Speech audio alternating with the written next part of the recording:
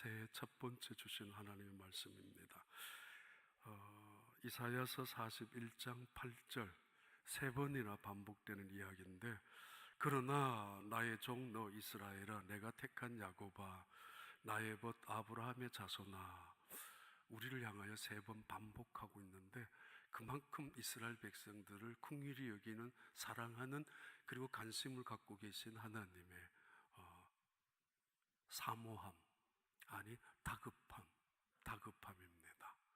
이 세상을 살아가는 하나님의 백성들을 향하는 그냥 하는 이야기가 아니라 안타까움에, 지금 큰 도로 속에 많은 차들이 오고 가는 그 자리에 어린 아이가 하나, 그것도 내 자식이 서 있는데 그 아이를 부르고 있는 부모님의 다급함, 그런 심정이 담겨져 있는 말씀입니다.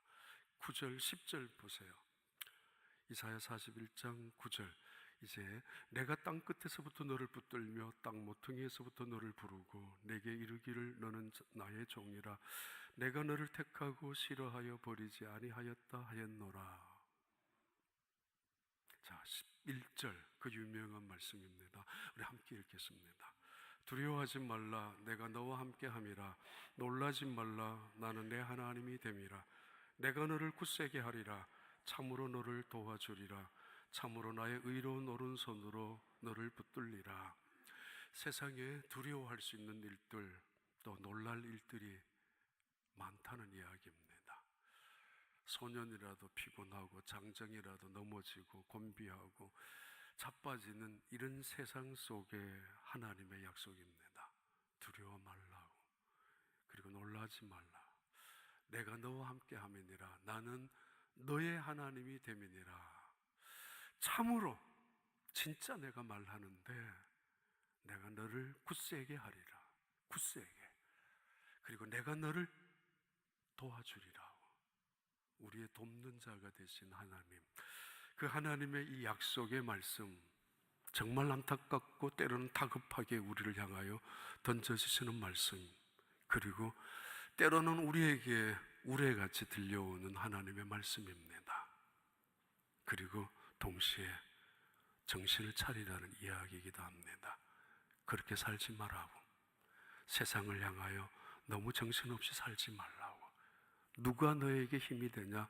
누가 너와 함께 할 자가 이 세상에 누가 있느냐고. 나 외에. 이런 말씀이기도 합니다.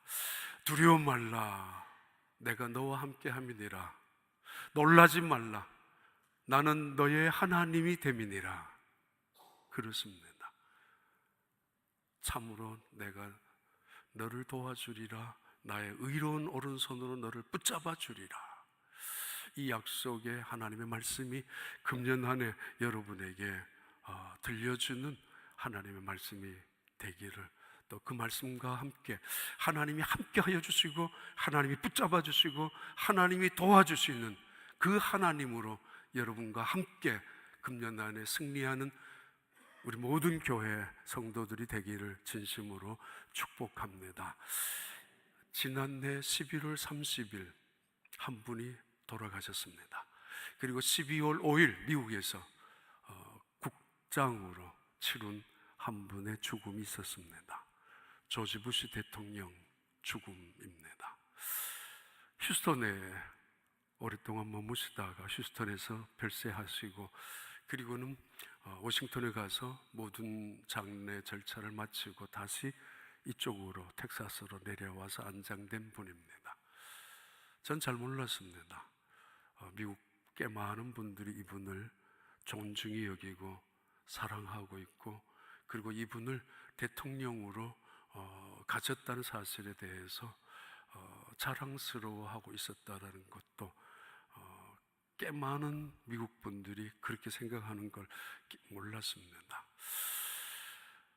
이렇게 평가합니다. 뉴욕타임즈에서도 그는 미국이란 나라를 품위 있고 품격 있게 만든 대통령 중에 한 명이며, 자신의 야심과 야망을, 욕심을 극도로 절제하고 품격을 지켜낸, 그래서 그 끝까지 대통령이라는 직분의 이름을 걸맞게 살아간 사람이라고 그렇게 평가를 했습니다.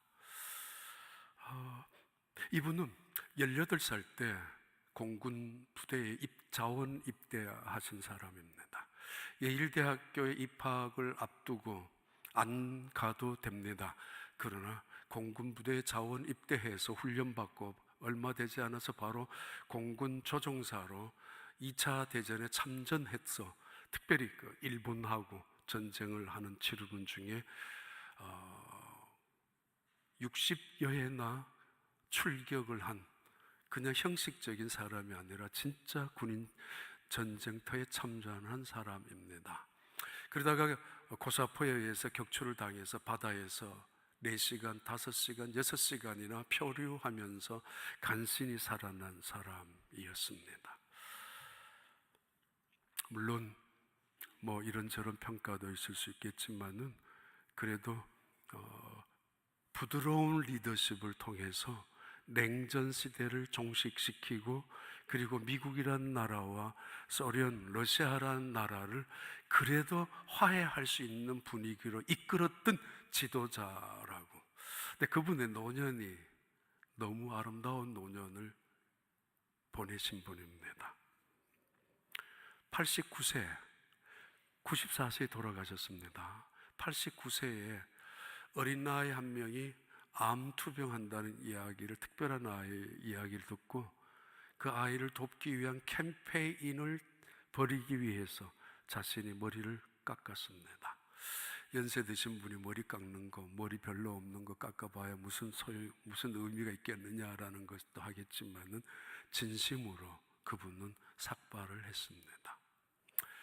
돌아가시기 4년 전 90세에는 비행기에서 낙하산을 타고 뛰어내린 적도 있습니다. 18살 때 공군 입대한 다음 전투기에서 추락할 때 그 낙하산 때문에 살아났다라는 거, 그 고마움 때문에 낙하산에게 그래서 약속을 한 것입니다. 90세가 되면 내가 한번 뛰어내리겠다고. 그런 그 약속을 지킨 아주 그런 품이 있는 노년을 보내신 분입니다. 임종 직전에 94세 임종 직전에 휴스턴에서 제임스 베이커라는 가장 가까운 친구입니다. 그분도 휴스턴 출신이고 라이스 대학의 이사장이었는가 총장이었는가, 그리고 조지 부시 대통령 때 국무장관을 오랫동안 하신 분이 제임스 베이커입니다. 그분이 임종을 지켜주었는데 어쩌다가 이렇게 두 사람이 이야기한 기사 뉴스를 보았습니다. 조지 부시 대통령이 앞에 있는 제임스 베이커에게 이렇게 말했습니다. 여보게, 베이커, 우리가 지금 어디로 가고 있지? 지금 우리가 어디로 가고 있냐고. 임종을 앞두고 있는 조지 부시 대통령, 아버지 대통령이 자기 친구에게 말한 것입니다. 자기 친구가 이렇게 이야기했습니다. 제임스 베이커라는 전 국무장관이 부시를 향하여 우리가 지금 가고 있는 거는 둘 중에 하나라고. 천국 아니면은 지옥이라고. 근데 내가 생각하기에 자네나 나는 지금 천국에 가고 있다고. 이런 대화를 주고받다가 조지 부시 아버지 대통령이 이렇게 말했습니다. 맞네, 맞아. 내가 지금 천국으로 들어가고 있는 것 같아. 그 길이 보이고 있어, 내 앞에. 내가 지금 천국으로 가는 게 맞아. 자네도 그리로 오라고. 그러면서 눈을 감았다고 합니다. 여러분 지금 어디로 가고 있습니까? 어디를 향하여 달려가고 있습니까? 2019년 새로운 한 해가 시작이 되었습니다. 다시 말합니다. 이것은 그만큼 우리 삶 속에 죽음이 가까워졌다라는 것을 의미합니다. 내 앞에 천국이 보인다고. 우리는 그리로 가고 있다고. 그렇게 말씀하실 수 있겠습니까? 마지막 죽음 앞에서. 이사야 41장 12절, 자, 우리 함께 읽습니다. 누가 손바닥으로 바닷물을 헤아렸으며 뼘으로 하늘을 쟀으며 땅에 티끌을 대에 담아 보았으며 접시 저울로 산들을 막대 저울로 언덕들을 달아 보았으랴. 15절 보라, 그에게는 열방이 통에 한 방울 같고 물과 같고 저울의 작은 티끌 같으며 섬들은 떠오르는 먼지 같으리니.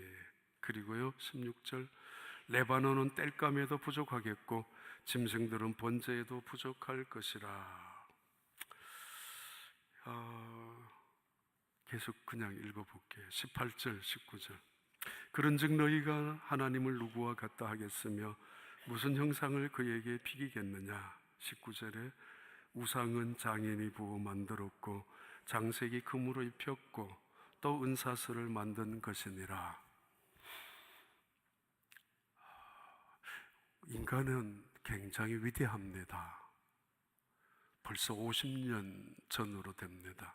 인간이 달에 가가지고 착륙하고 달 위에 가서 차를 타고 다니고 달 위에서 뛰어다녔던 그 흔적, 그 과학, 인간은 정말 위대합니다. 화성인이 목성까지 탐사하고 있는 그런 세상 속에 살아갑니다. 굉장히 위대합니다. 그러나 우리는 한없이 나약합니다. 자연적인 쓰나미나 허리케인이나 지진이나 화재나 이런 사건, 사고를 당하지 않다 할지라도 인간은 정말 측은할 만큼 연약합니다. 고독해서, 외로워서, 수면제를 먹지 아니하면 잠을 자지 못하고, 때로는 어떤 문제 앞에서 견딜 수 없는 괴로움과 고통 속에서 술에 의지하지 아니하면 잠시라도 잊어버리지 못하는 그 아픔 때문에 술에 의존해야 하는 사람들, 누군가 지나가는 사람의 눈초리 하나 때문에, 아니면 지나가는 갓난, 아니 어린 나이 하나의 말 때문에 상처를 받고 분노하기도 하는 인간, 한없이 약하고 연약한 존재입니다. 히말라야 산에 정상을 정복하고 빙벽을 뛰어넘고 그리고는 산과 바다를 그 가운데서도 살아남을 수도 있는 것이 인간이지만은 사막 한가운데 떨어진 인간, 점에 불과합니다. 그 큰 사막 앞에 태평양 한가운데 홀로 보트에 타 있는 한 인간의 모습, 정말 무서울 만큼 아무것도 아닌 것이 인간의 존재이기도 합니다. 인간의 과학은 오늘도 세상을 변화시키고 변혁시키고 과학이라는 이름으로 생명공학까지 만들어가고 있는 세상 속에 인간 지능과 닮은, 심지어 감정까지 집어넣은 로봇까지 만들고 있는 세상이지만은, 그러나 때로는 쓰러지면 일어설 줄 모르고 때로는 주저앉아 버리면 다시 포기해버리는 인간의 연약한 모습은 때로는 측은하기도 합니다. 하나님의 말씀입니다. 바닷물은 내 손에 있는 물 한 통에 물 한 방울 같고, 그 태평양, 대서양, 인도양 그 바다 한가운데 인간이라는 것은 점에 불과하고 보이지도 않지만은 그 인간을 찾아내기 위해서는 별별 과학을 동원해야, 아니 찾아낼 수 없는 거지만은 하나님은 그 바다를 자기의 손 안에 물 한 방울 같다 하고, 이 세상의 모든 땅을 하나님의 손바닥에 저울에 달아 달아볼 수 있는 분이 하나님, 입김으로 불어서 산을 무너뜨릴 수 있는 하나님, 레바논의 수많은 나무들을 하나님은 땔감으로도 사용하기에 부족한 그 하나님, 하나님이 얼마나 크신가, 하나님이 얼마나 위대하신가, 하나님이 얼마나 놀라우신 분인가, 하나님은 인간과 얼마나 대조할 수 없는, 도저히 만날 수 없는 위대한 존재라는 사실을 말씀하고 있습니다.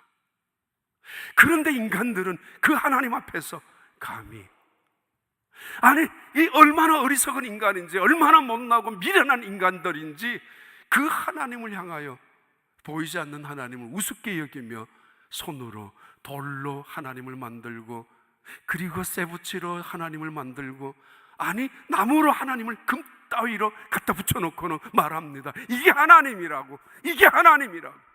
그리고 그 앞에서 빌기 시작하고 있습니다. 옛날이나 지금이나 마찬가지입니다. 빌면서 말합니다. 우리에게 복을 달라고. 빌면서 간절하게 애원합니다. 우리에게 힘을 달라고. 내가 부족한 것 같고 힘이 없어서, 내가 연약한 것 같고 도저히 내가 이 세상 살아갈 수 있는 능력이 모자라는 것 같으니까 살아갈 수 있는 힘을 달라고 그 우상 앞에서 춤을 추고 제물을 갖다 바치고 있는 세상 이야기를, 사실은 이사야 40장은 앞으로 일어날, 솔직히 100년 혹은 100년 이후에 일어날 예언을 사실 하나님은 어떻게 보면은 당장 일어난 일처럼 다급하게, 안타깝게, 그리고 우리를 향하여 주상같이 말씀하고 있는 말씀입니다. 어찌하여 거기 가서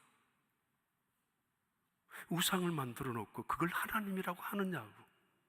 아니 그런 우상 앞에서 어떻게 나에게 복을 달라고 힘을 달라고 말하느냐고 하고 있습니다. 그게 이사야 40장 후반부에 하나님의 다급한 그리고 안타까운 말씀입니다.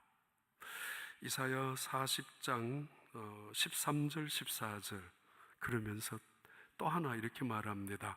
누가 여호와 영을 지도하였으며 그의 모사가 되어 그를 가르쳤으랴. 14절 그가 누가 더불어 의논하셨으며 누가 그를 교훈하였으며 그의 정의의 길로 가르쳤으며 지식을 가르쳤으며 통달의 도를 보여주었느냐. 하나님이 얼마나 위대하시고 크신 분인가. 지구 하나만을 통해서도 우주에 비하면 지구는 먼지 덩어리 하나에 불과합니다. 태양에 비해서도, 우주에 비해서도 우리가 살고 있는 지구는 하나님 입장에서 먼지에 불과합니다. 그렇게 크신 하나님. 그런데 그 하나님은 크신 하나님이시며 동시에 지혜자라고. 누가 그와 의논할 자가 있겠으며 누가 그에게 상담을 해줄 자가 있겠으며 누가 그가 지혜가 부족하다고 지혜를 주는 것처럼 건방지게 말할 수 있겠느냐고. 하나님 앞에서, 하나님이 천지를 창조하실 때 너가 무엇을 어디에 있었으며 하나님 이 땅에 기초를 세울 때 너가 너의 머리로 너의 얕은 지식으로 어떻게 하나님 앞에 말을 한 적이 있느냐라고. 감히 그 하나님의 또 다른 아주 위대하시고 크신 하나님, 동시에 전능하실 뿐만 아니라 전지하시고 지혜로우신 하나님 앞에 누가 모사가 되겠느냐라고 그렇게 말씀하고 있는 말씀입니다. 그러면서 21장, 이사야 40장 21장, 자 우리 함께 읽습니다.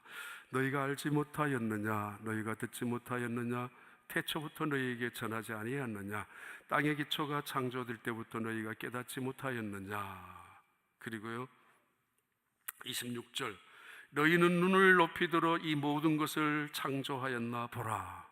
주께서는 수요대로 만상을 이끌어내시고 그들의 모든 이름을 부르시다니 그의 권세가 크고 그의 능력이 강함으로 하나도 빠짐이 없느니라. 우리는 이 크신 하나님 앞에 예배를 드리는 겁니다. 우리는 이 위대하신 하나님을 찬양하는 것입니다. 우리는 이 세상엔 그 무엇도 비교할 수 없는 그 영광스럽고 거룩하신 하나님 앞에 기도하는 것입니다.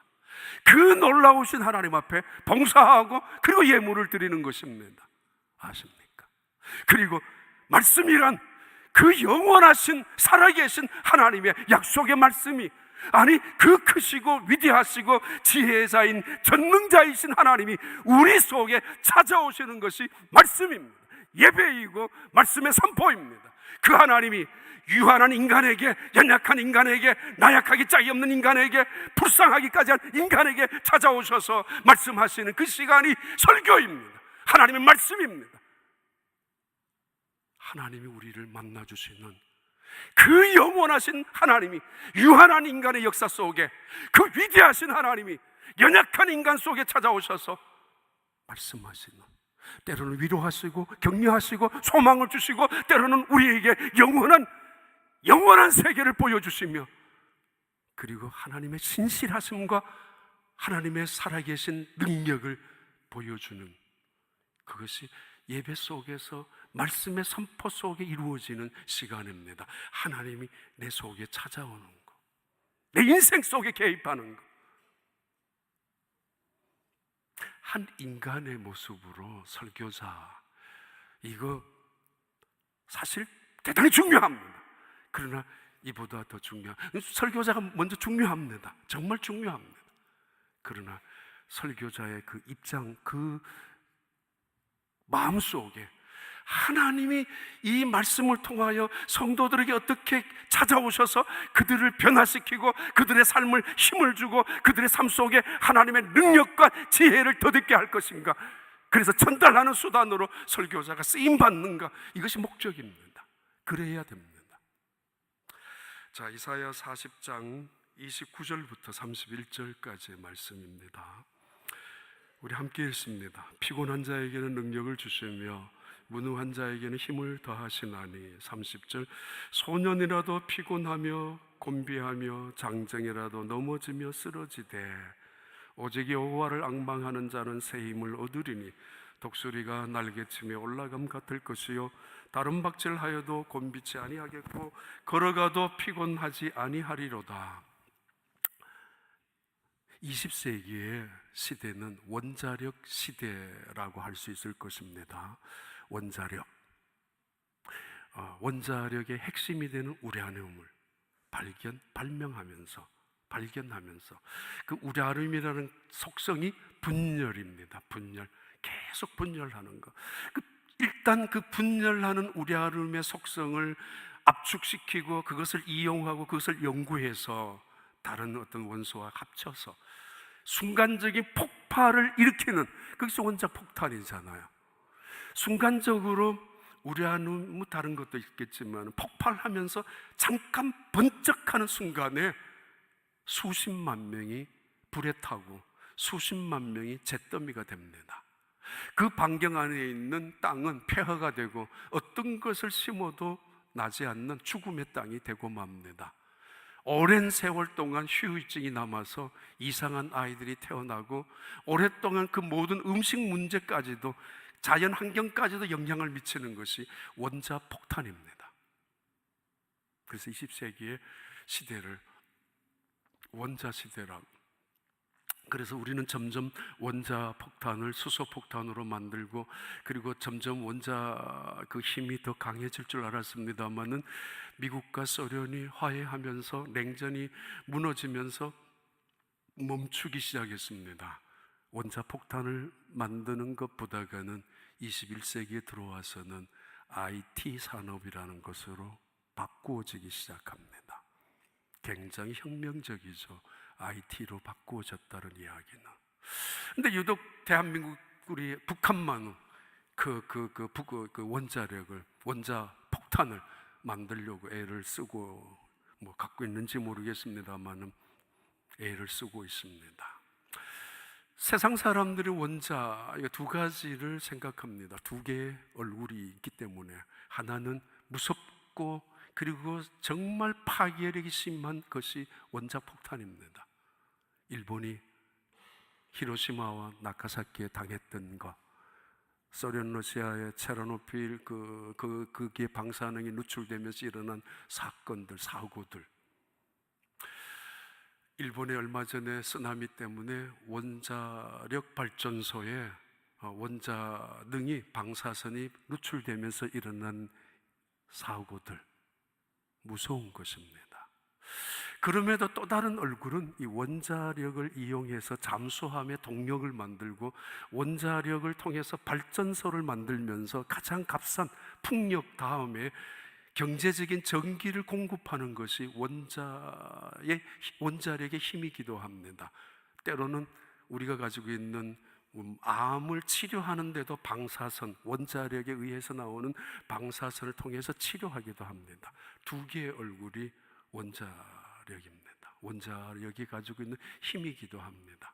하나는 분열을 통하여 폭발적인 힘과, 그런데 이 원자력 발전소나 원자 어떤 방사선을 사용할 때 가장 중요한 것 중에 하나가 다른 것은 피해를 줄 수도 있다는 것인데, 이게 원자력을 그냥 놔두면 계속 온도가 올라갑니다. 언제 수요일 날 드렸지만은 계속 이게 온도가 올라가기 때문에 이 원자핵을 관리하기 위해서는 냉각을 시켜줘야 됩니다. 냉각수라고 합니다. 경수가 있고 중수도가 있고 뭐 이렇게 이야기하지만은 아무튼 이 끊임없이 올라가는 온도가 폭발할 수도 있으니까, 자연적으로 제대로 관리 안 하면은. 그래서 대단히 위험하기도 합니다, 다룬다는 자체가. 그러나 여전히 이 원자력은 때로는 우리에게 필요한 것일 수도 있습니다. 세상은 그것을 힘이라고 믿습니다. 근데 하나님 입장에서는 원자폭탄이 터지면서 번쩍하고, 그 다음에 구름보셋이 올라가고, 그 다음에 수많은 방사능이 누출되는 그 사건은 어린아이의 장난감에 성냥개비 들고 노는 장난에 불과합니다. 하나님 입장에서는 하나님은 그렇게 크신 분이라는 것입니다. 하나님의 지혜는 인간의 지혜와는 비교할 수도 없다는 것입니다. 여러분은 21세기의 힘을 뭐라고 생각하고 계십니까? 금년 한 해 무엇을 믿고 살아가기를 원하십니까? 이스라엘 백성은 적어도 두 가지에 절망하고 있었던 시간이 바로 그때 상황이기도 합니다. 어떤 사람들은 이렇게 말합니다.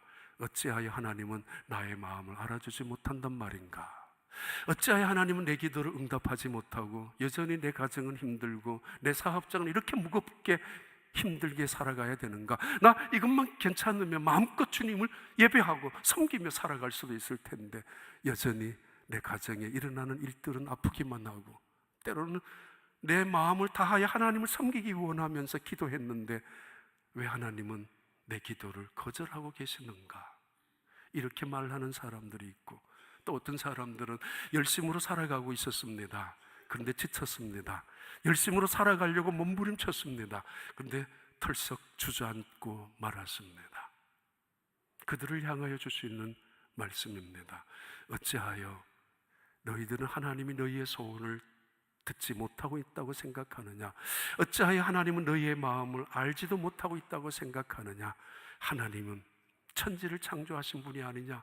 하나님은 이 땅에 기초를 놓으셨고, 하나님은 우주를 관리하시고, 하나님은 그러면서도 풀 한 포기 또는 꽃 하나에도 관심을 갖고 계시는 분인데, 야곱아, 이스라엘아, 야곱의 자손아, 내가 너를 택하여 세운 내 백성, 심지어 지렁이 같은 이스라엘아, 내가 너를 실어버리지 아니한다는 거 알지 않겠느냐?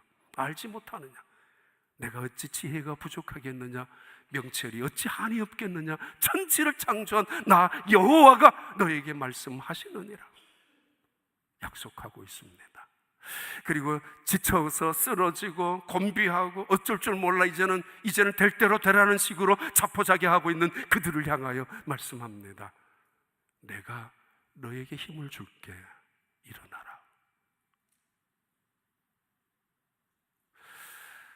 오직 여호와를 앙망하는 자는 새 힘을 얻으리니 독수리가 날개침 같을 것이요 올라갈 것이요 소년이라도 걸어가도 피곤하고 장정이라도 달려가더라도 넘어지지만은 그러나 여호와를 앙망하는 자는 넘어지지 않을 것이라고. 왜? 하나님이 약속하셨으니까. 넘어지더라도 다시 일으키시는 분이 하나님이시라고. 왜요?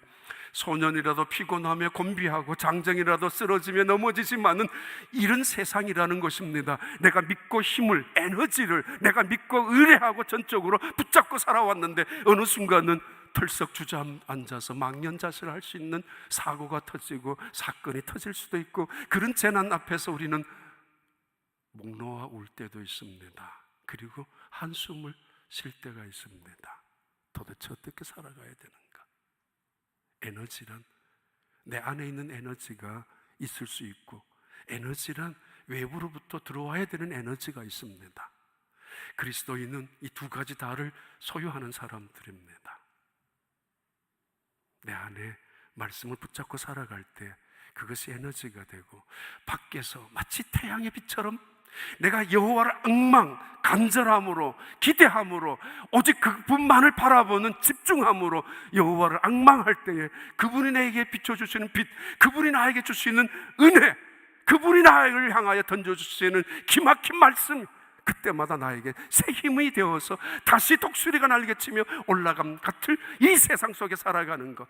뭐 심심하며 시험 들었다고, 상처받았다고, 가냐 마냐, 믿어야 되느냐 말아야 되느냐, 이거 더 이상 변덕 부리고, 그리고 더 이상 그런 식으로 습관적으로 때려는 그렇게 살지 아니하고, 오직 여호와를 바라보고 그 안에서 주시는 기쁨과 평강을 누리고 살아가는 성도들, 그들을 향하여 다급한 말씀으로 주님이 던져주시는 약속입니다. 이분 이야기하고 마칠까요? 유진 피터스라는 목사님 10월 22일 날 돌아가셨습니다. 장로교 목사님인데 비판을 받죠. 종교다원적으로 있기 때문에. 그러나 이분의 많은 책들은 저가 많이 갖고 있습니다. 그리고 목사가 어떻게 목회를 해야 되는가, 목사는 누구인가에 대한 목회자들의 멘토가 되는 그런 분인데, 10월 22일 날 몬타나 자신의 고향에서 통나무집에서 돌아가셨습니다. 그때 에릭 피터슨의 아들이 이렇게 공개를 했습니다. 우리 아버지가 마지막 돌아가는 그때에 한마디로 표현한다면 최고의 영광스러운 순간이었습니다. 그때 찬양한다면 거룩, 거룩, 거룩이었습니다. 알듯 모를 듯한 대화를 마치 오순절 방언처럼 아버지가 누군가와 함께 대화를 나누는데, 마지막 순간에는 분명한 영어로, 확실한 언어로 말했습니다. Let's go. 가자고. 그래서 그 에릭 피터슨이 이렇게 이야기했죠. 아버지가 지금 천국을 입성하는 중에 수많은 성도들이 나와서 환영하고 천사들이 그를 환영하고 있는데, 주고받았던 대화들이 마치 오순절의 방언처럼 이야기를 하다가, 그리고 마지막에 자, 하나님께로 가자고, 렛츠고. 그리고는 기쁜 마음으로, 기쁜 얼굴로 눈을 감으셨다고, 자신의 아버지의 마지막 죽음을 그렇게 말했습니다. 렛츠고. 하나님께 가자고, 천국으로 같이 가자고. 다시 말합니다. 여러분 지금 어디를 향하여 가고 있습니까? 이사야 41장 8절부터 한번 읽고 마칩니다. 이사야 41장 9절부터 11절. 아까 했던 말, 처음에 했던 것, 같이 있습니다. 내가 땅끝에서부터 너를 붙들며 땅 모퉁이에서부터 너를 부르고 내게 이르기를 너는 나의 종이라, 내가 너를 택하고 싫어하여 버리지 아니하였다 하였노라. 10절. 두려워하지 말라, 내가 너와 함께함이라. 놀라지 말라, 나는 내 하나님이 됨이라. 내가 너를 굳세게 하리라. 참으로 너를 도와주리라. 참으로 나의 의로운 오른손으로 너를 붙들리라.